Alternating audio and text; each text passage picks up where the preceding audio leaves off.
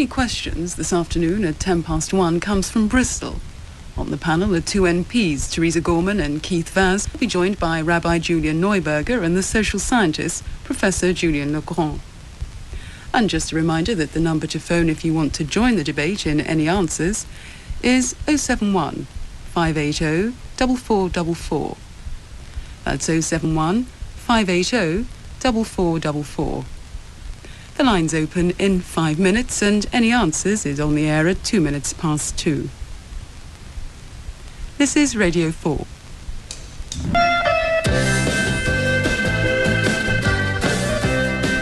Yes, and as you join us here, it's Prost, Mansell, Berger and Senna nowhere to be seen. And I did give them tick, and the crowd are quite literally on their feet. I've never seen an audience leave so fast.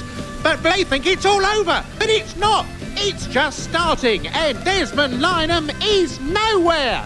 Here's Desmond Lynam.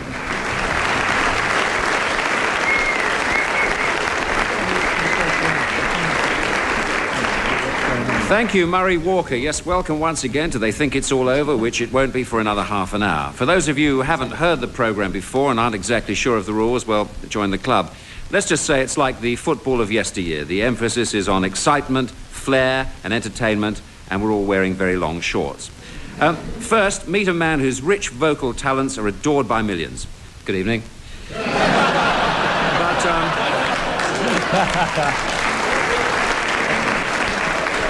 But now the panel, and in the red corner, impressionist extraordinaire Rory Bremner, and next to him, the man who's called Mr. Snooker by people who've forgotten his surname, Steve Davis.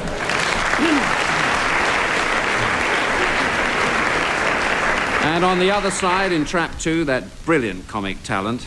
I know, it looks to me like Rory McGrath again. And the man who is to 400-metre running what Bernard Manning isn't, Roger Black.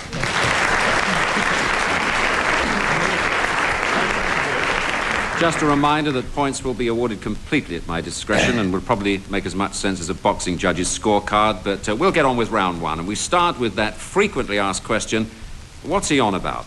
We play our teams a number of sports-related extracts, and all they have to do is tell us what the speaker might be talking about. Simplicity itself.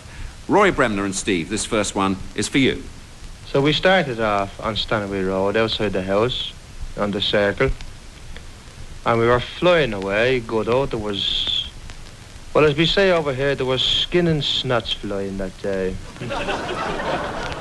There was lumps taken out of my own head, me back, me side, and I gave what I got back to the rival team. Like, that's all in play here.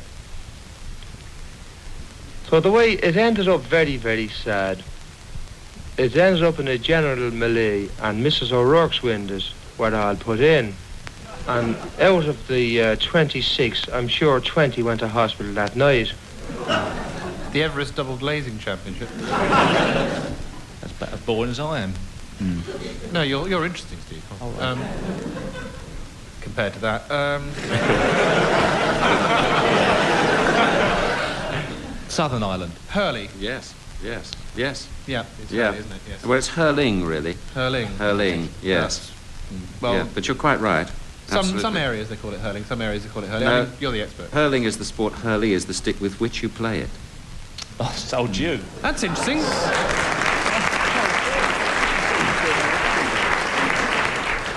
Very interesting. So, Mr. Bremner, 13 point. That was, What? Oh, very good. Very good. Where did that come, Des? Come on, It came out of my soul. And you know which part now. No, that was Tony Brown, who wasn't describing a Saturday night out in Dublin, but the sport of hurling, which for some inexplicable reason they love in Ireland. Roy McGrath and Roger, what's being discussed here? Why aren't they spending time putting the big problems right within football? Because if this is a problem, then, it makes me feel like backing the game up. Perhaps just briefly at the end, I should just wish you a few hugs today, should I? Well, it'd be very nice, yeah. We've got a very hard game. If we beat Spurs by 3 hugs to 0, I'll be very happy. I recognise the voice. It's an Arsenal well. player, isn't it? And he's and there aren't many. Malcolm McDonald. It's big. It is. It's Superman. McDonald. Yes, quite right. So you get a mark for that. And he's but what's talking he on about something which I once would played have... football with Michael McDonald. Well, didn't you have a ball? There you go. That's my claim to fame. He was talking about something which would have made him pack up the game, so it obviously would have improved football immensely. But they're talking about hug. Is it something to do with hugging? Yeah, was it when the Football League was saying that players shouldn't show affection after scoring a goal? And they What do you mean by show affection? They shouldn't cuddle, kiss, and... oh, that's right. And they were all issued with Malcolm McDonald masks to discourage people from kissing each other. And as Malcolm would score 5 goals in a game against Cyprus, I suppose it would affect him quite enormously. You're quite right, Rog. Rog gets all the marks there. It was Super Mac himself, Malcolm McDonald, referring to the FA's plan in 1976 to try and prevent footballers kissing after scoring a goal. Speaking of kissing and scoring, the interviewer there was a reporter called David Mellor. Seriously, not that one, though. Right, Rory and Steve, what do you think this chap's going on about? I think if you'd made this remark about 10 or 12 years ago, you'd have been absolutely right. Now, this particular England team doesn't consist of a single prince or a duke. It doesn't consist of a single person of the armed forces. Polo. Yes, polo. Yes, it's polo, and... a bit funnier. Where's the joke? Right, exactly. Could have said darts or It was something. never going to be Burnley, was it? Polo, because I think Prince Charles plays, you know. Actually, it's funny because they talk about polo mints. I mean, just the way Prince Charles walks across Cowdrey Park. Yeah. It was polo, but who was talking about it, and what was he sort of on about, really? Well, he was on about the fact that somebody was slagging off polo, saying it's just a sport for aristocrats. In fact, it's a sport for people who aren't aristocrats anymore. It's dreadful, this chappie saying that we can't have royal family stories in the newspapers anymore. That's the only way Diana and I communicate. Do you know who was interviewed there? Who was talking about polo? Ronnie Ferguson, was it? Correct. 3 points out of 3. Well done.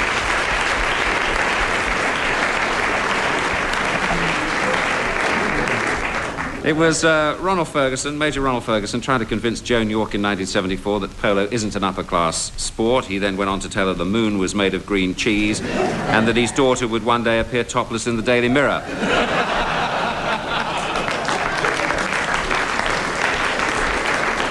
OK, Rory, Mac and Roger, what do you make of this? Practice match is in progress and we've retired to a small paddock behind the Turk's Head. Now, there are 2 circular beds, each about 3'6" in diameter, and they're about 18 yards apart. Play over your own.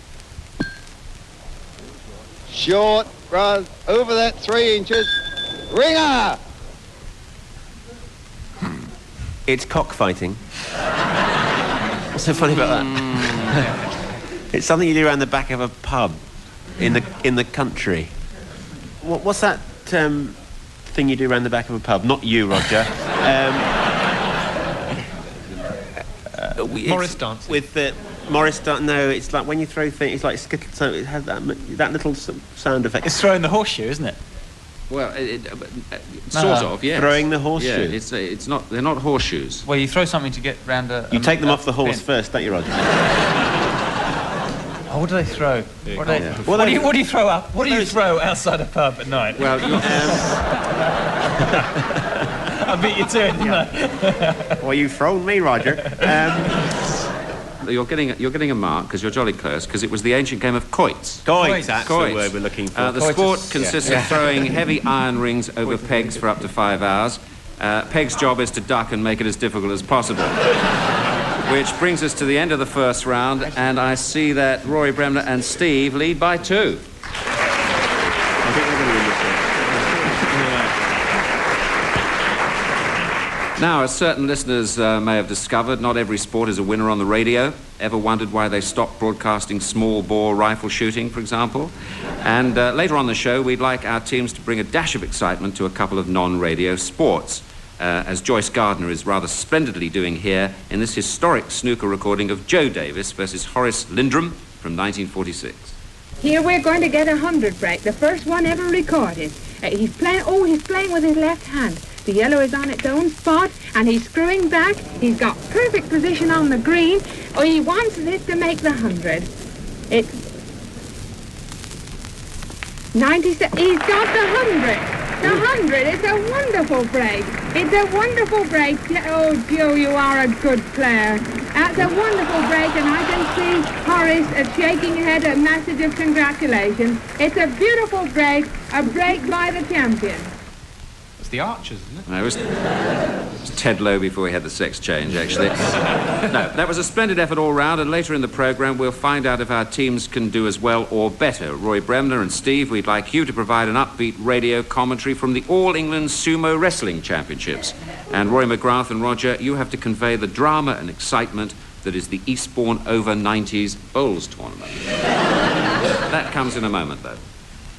It's a commonly held belief that sportsmen can't sing and really shouldn't make records. Well, we're certainly not about to disprove that. In this round, we'll play each of our teams a record and ask them to guess the culprit, artist, in question. Until they get the answer right, we'll just keep on playing it. Roy and Roger, who do you think dared put his name to this? Can you stop the music? Every day I get a funny feeling. Oh, that's It's Zola Bud. Sounds like Max Bygrave, doesn't it? No, it's not Max Bygrave. Continue to play. Can tell me what it might be. Fatima Whitbread. 'Cause nobody knows. Oh, I know. It's the what's the name of that? It's a sportsman, isn't it? Well, this is a sports programme. Of course, it's a sports. Oh, well remembered, Des. It's our Henry. It's our Henry. Yeah. Stop the music.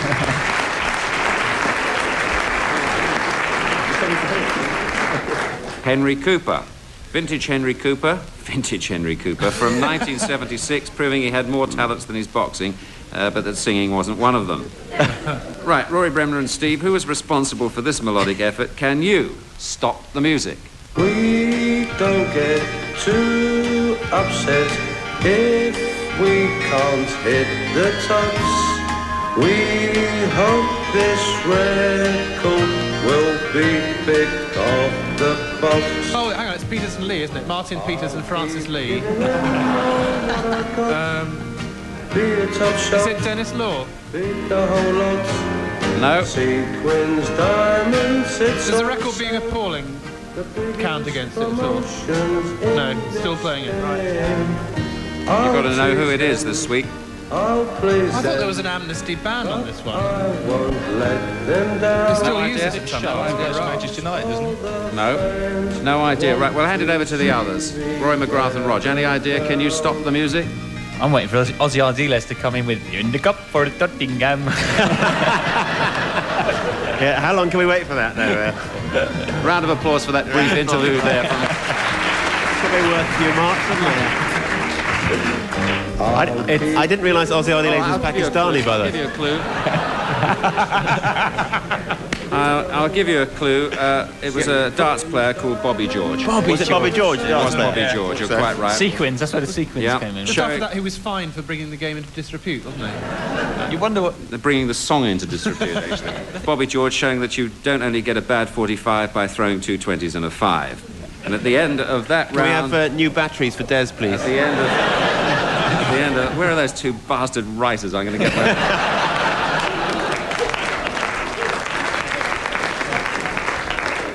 Looking for their parents, I think, Des.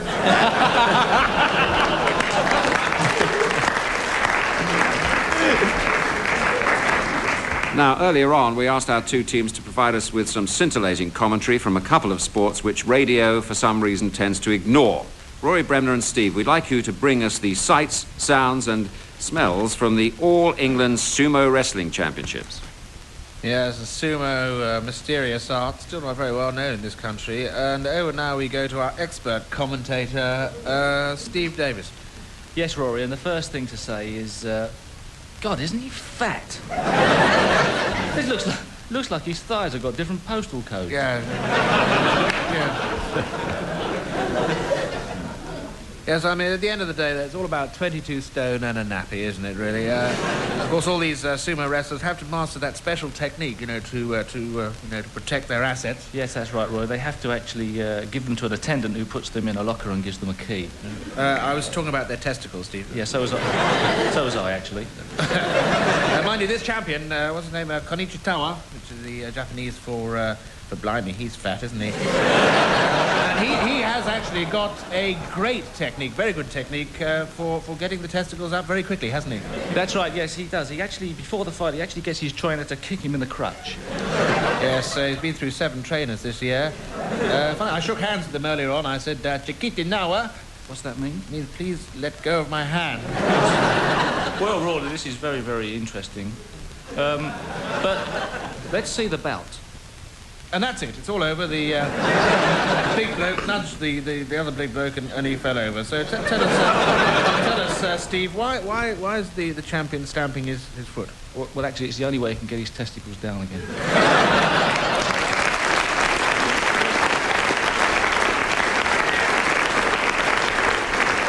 Very good. Very good. A scintillating little 7, I think, there. Now, Roy, McGrath and Roger, please capture the magic of the Eastbourne Over 90s Bowls Tournament.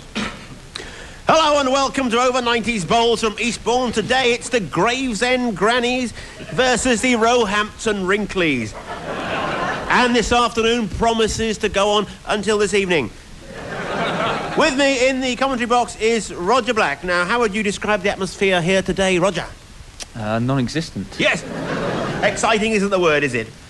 No, the word is bloody boring, I'd say. Thanks for that. Well, the sun is shining up there in the sky, which I think is a very good place for it. We don't want it down here frazzling the crumblies. And the game is about to commence. I'm going to hand you over to Roger Black, who is going to say, thank you, Rory. Thank you, Rory. Thank you, Roger. Now, for those of you who are listening in black and white, the Gravesend Grannies are in white with brownish stains down the front where they've dribbled their tea. And the game has started immediately, and Stan of Roehampton has begun to talk in great detail about his bladder infection. And Phyllis is showing everyone her colostomy bag, and that's what Over 90s Bowls is all about. What are your impressions, Roger? I don't do impressions, Rory. Oh,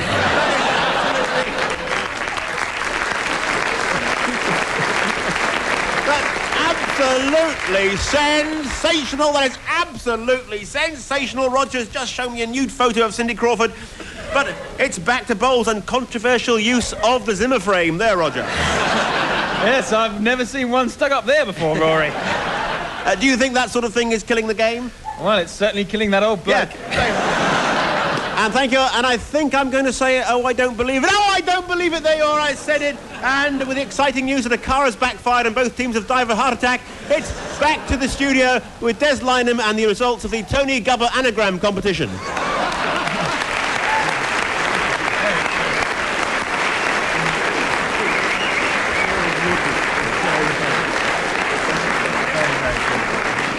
Thanks for keeping the smut out of it, Rory, and an excellent little 7 points there for you, I think. What? 7? You what? Oh, 7. And so that means that Rory Bremner and Steve Davis still lead, but only by 1 point. Now, for this next round, we've taken some clips from the archives and subtly disguised them by bleeping out a word or two. What we'd like to know is what word or words might have been said. Rory, McGrath and Roger, have a listen to this. Are you aware that Rangers have a strict rule that players are not allowed to wear? My father actually mentioned that to me last night. If that's a rule, then it has to be changed. No, there's certain things here which stand for Rangers Football Club. There's a lot of tradition here. I'm sure if we have a winning team on the field, I mean, I wouldn't mind if the 12 of them had... That was Graham Souness when he still had something to laugh about. But what was bleeped out? I think it was We Love the Pope T-shirts. They're not allowed to wear at Glasgow Rangers, isn't it? Roger, have you any idea, love? Well, no. No, Scottish football, it's not gum shields, is it?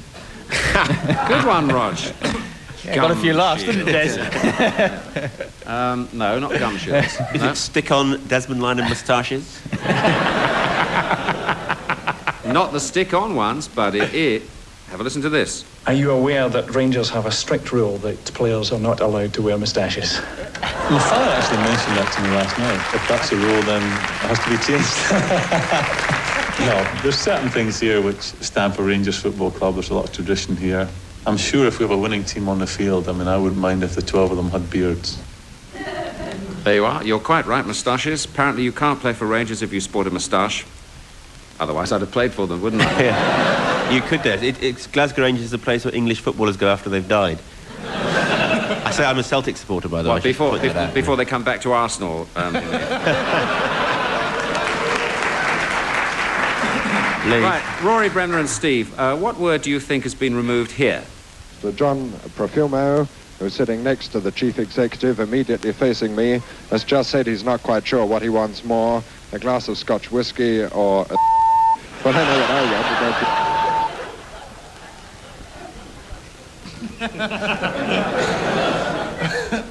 Steve? No. A game of snooker? No, this is what Raymond Baxter really said. Mr. John Profumo, who's sitting next to the chief executive, immediately facing me, has just said he's not quite sure what he wants more, a glass of Scotch whiskey or a cigarette. Well, I know what I want, and that's a cigarette. Gosh.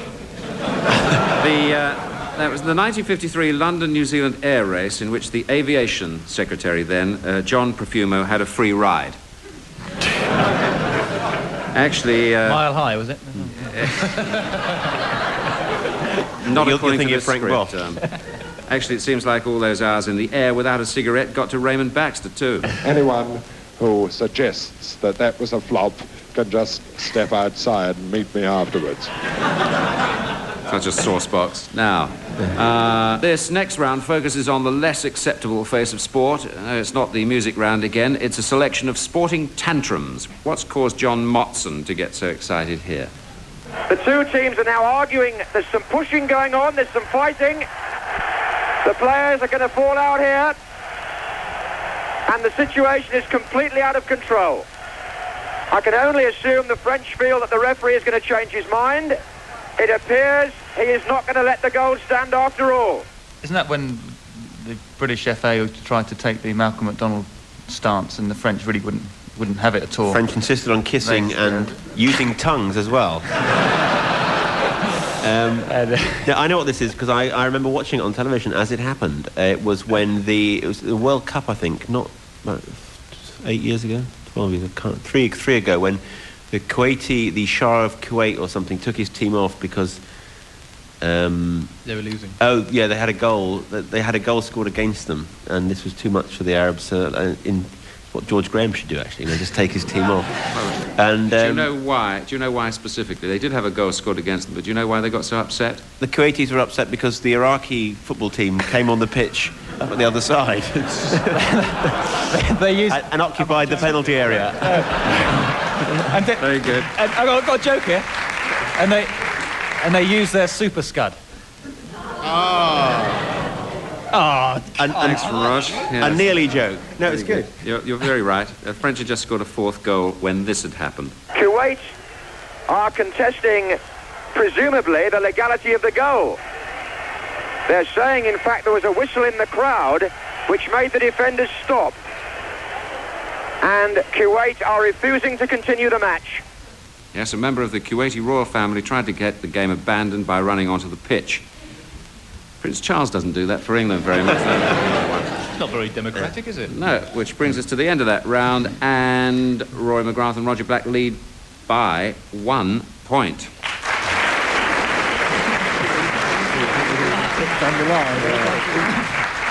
In our final round, we asked the panellists to finish the commentary. As usual, we're not really so concerned with what actually did happen as what might have done.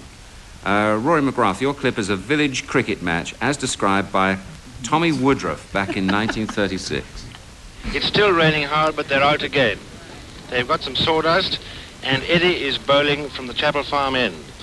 Eddie's bowled the whole afternoon without change. Now here he comes.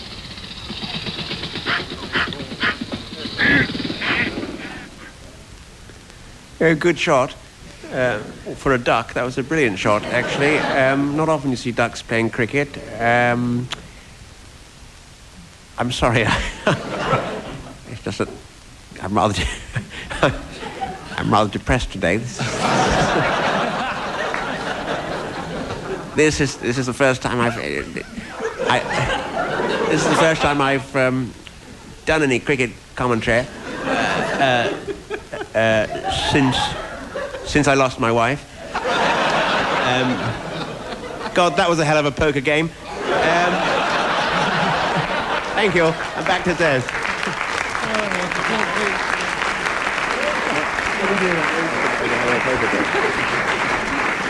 Very good. I think 4 out of 5 for that one. Now, Roger, can you continue this hang gliding commentary for us? Got quite a lot of speed coming in off the ridge and some lift. Quite a lot of lift, bearing over to the left. Still got lift. Yes, quite a lot of lift here. Going to make a turn off to the right. Can hear the strain in my voice as I do it. Wing well down, nose up. And he glides beautifully down the cliff, takes a left, takes a right, swoops across the lake, crashes through the hotel window, and leaves a box of milk tray on the table. Remarkable!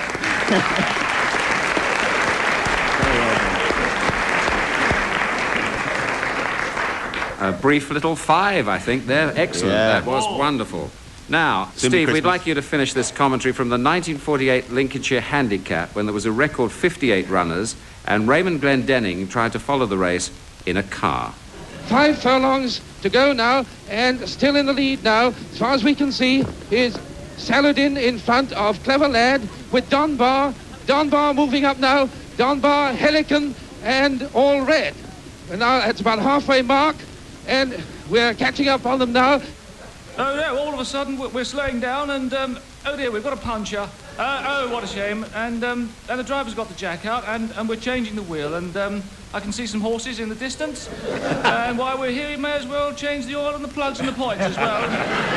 Give it a 6,000-mile furlong service or something like that. And the horses are going all the way round. And they're coming up behind us and actually we're in the lead and we're in the lead and we're coming up to the post and we won. Yes, the Austin A40 came first, followed by the other 2 horses. Who cares what they were called?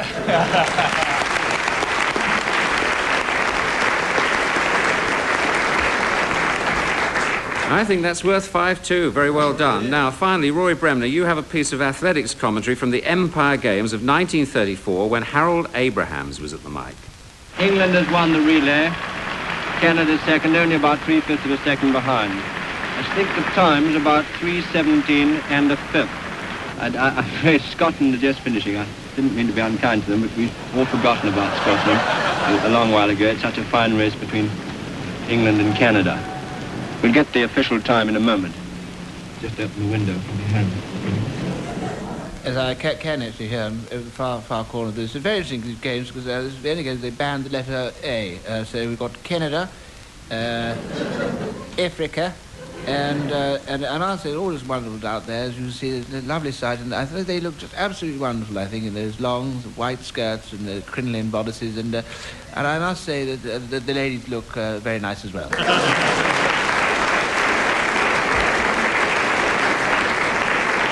It's another 5, which brings us to the end of that round and indeed the programme. And according to my calculations, the winners this week are Rory Bremner and Steve Davis.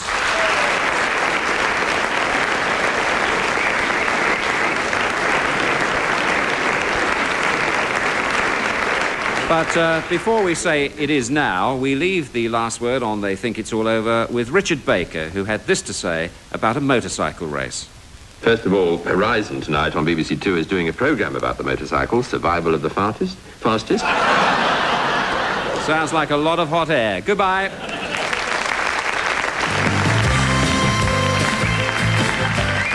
Hey, that wasn't football. That was They Think It's All Over, and don't forget it. Your referee, that young man, Desmond Lynam, a good boy, hard but cruel. Panellists were Rory Bremner, Steve Davis, Rory McGrath and Roger Black. No sign of my Nigel. The scripts were written by those 2 young men, Simon Bullivant and Bill Matthews, and the producer was that not-so-young man, Richard Edis. Hey, perhaps he could partner my Nigel up front.